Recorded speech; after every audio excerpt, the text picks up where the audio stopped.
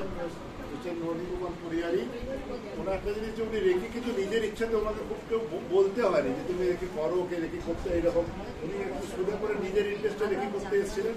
রেখে করার পরে ওনার কী লাভ হয়েছে ওনাকে আমরা জিজ্ঞেস করছি। আমি বিগত প্রায় এক বছর হলো, এই এক বছরের মধ্যে এই রেকি থেকে অনেক উপকার করেছি। আমি ননীগোপাল পরিহারি রেকি হিলার হিসাবে দেখেছি যে এই রেকি থেকে আমরা যদি নিষ্ঠা করে ঠিক মতন রেকিটা প্র্যাকটিস করি তাহলে আমরা রেকি থেকে অনেক উপকৃত হব এবং পারিবারিক যে সমস্যা সেই সমস্যাগুলি থেকেও আমরা উপকৃত হয়েছি। আমার নিজস্ব আমার ছেলের যে দোকান ব্যবসাপাতি সেটার থেকেও আমরা আগের চেয়ে অনেক অনেক ভালো, যেটা কল্পনা করা যাবে না এই রেকি ইলাজ থেকে।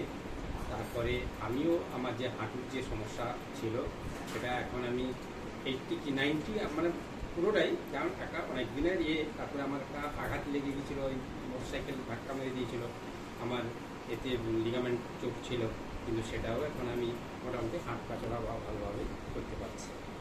সেটা থেকে আমি উপকৃত হয়েছি এবং আমার স্ত্রীও এই রেকি আজ দিন করেছে, সেও মোটামুটি উপকৃত হয়েছে।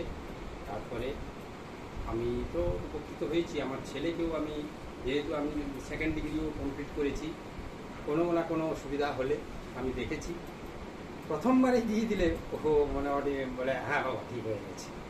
হ্যাঁ, সেখান থেকে তবে আমি অ্যাকচুয়ালি বলছি সবাই যদি নিষ্ঠা করে, মানে আমি যতটা ঘুরি একদম ধ্যান যেন ডক্টর মিকাই অবশ্যই যেন মেথড থেকে আমাদের স্যার যে বলেছেন যে একটা এর মতো দেখবে সামনে, ওরা কল্পনা করবে, ঠিক যদি আমরা একাগ্রতা নিয়ে ওই জিনিসটাকে পয়েন্ট করে যদি আমরা নিই, যিনি আমার গুরুদেব যেটা দেখিয়েছেন বা শিখিয়ে দিয়েছেন ওইটা যদি আমরা নিষ্ঠা করে পালন করি তাহলে সকলেই উপকৃত হবে, এই আমি আশা রাখি এবং আমি তো উপকৃত হয়েছি, আপনারাও সকলে উপকৃত হবেন এই আশা করি আমি।